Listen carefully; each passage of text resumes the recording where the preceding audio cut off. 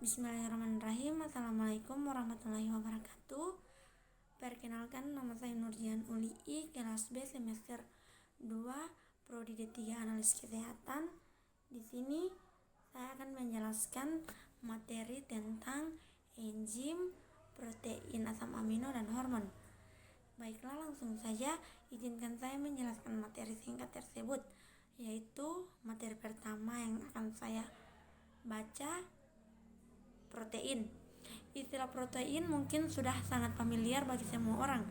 Namun mungkin ada beberapa orang yang masih belum familiar dengan istilah asam amino. Padahal protein dan asam amino itu sangat erat sekali hubungannya.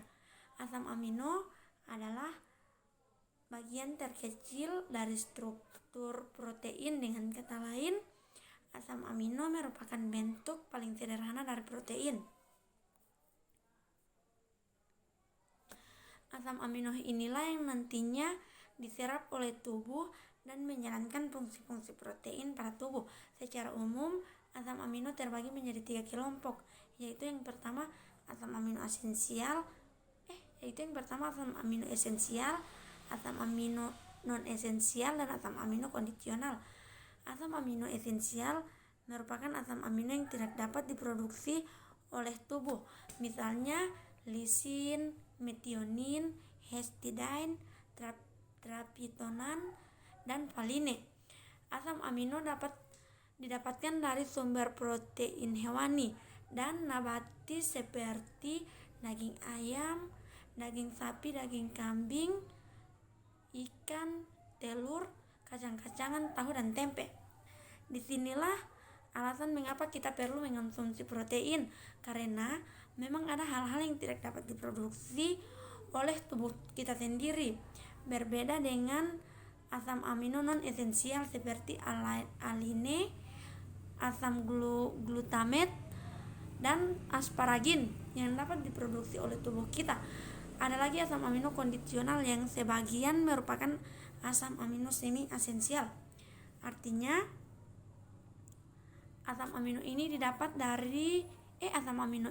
dapat diproduksi tubuh dan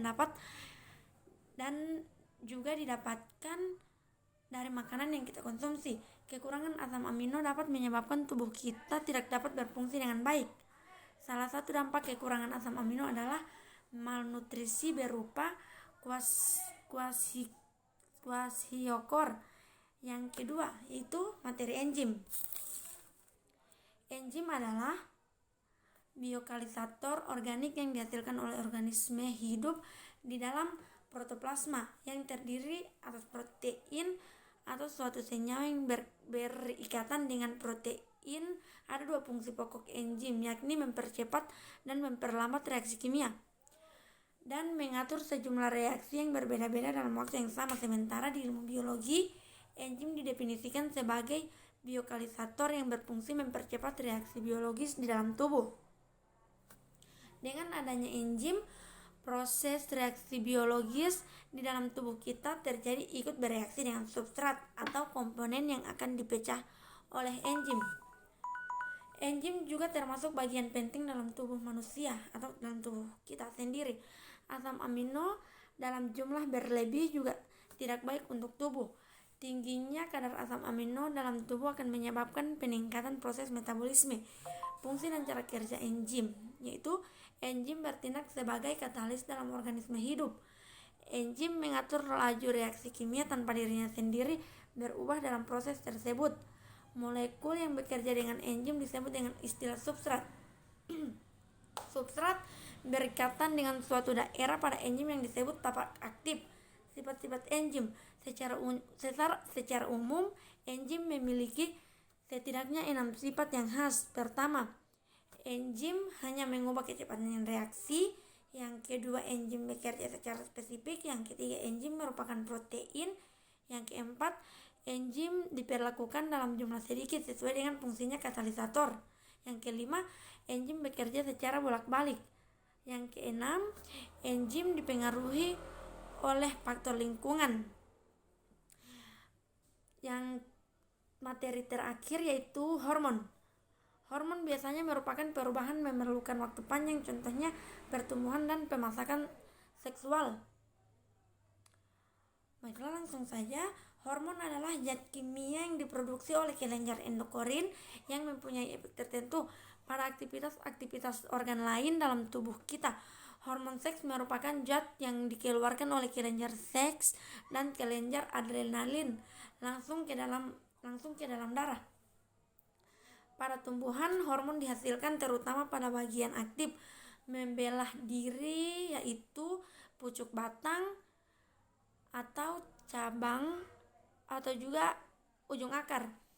Dalam tahap perkembangan pesat atau buah yang sedang dalam proses pemasakan, hormon berfungsi untuk memberikan sinyal ke sel target yang selanjutnya akan melakukan suatu tindakan atau aktivitas tertentu. Dan ada juga hormon pada hewan, yaitu hormon pada hewan. Hormon yang paling dikenal adalah hormon yang diproduksi oleh kelenjar endokrin vertebrata. Baiklah, itulah materi singkat dari saya. Jika ada kesalahan dalam kata atau penyampaian yang telah saya sampaikan tadi, saya mohon maaf. Wabillahi taufiq wal hidayah. Wassalamualaikum warahmatullahi wabarakatuh.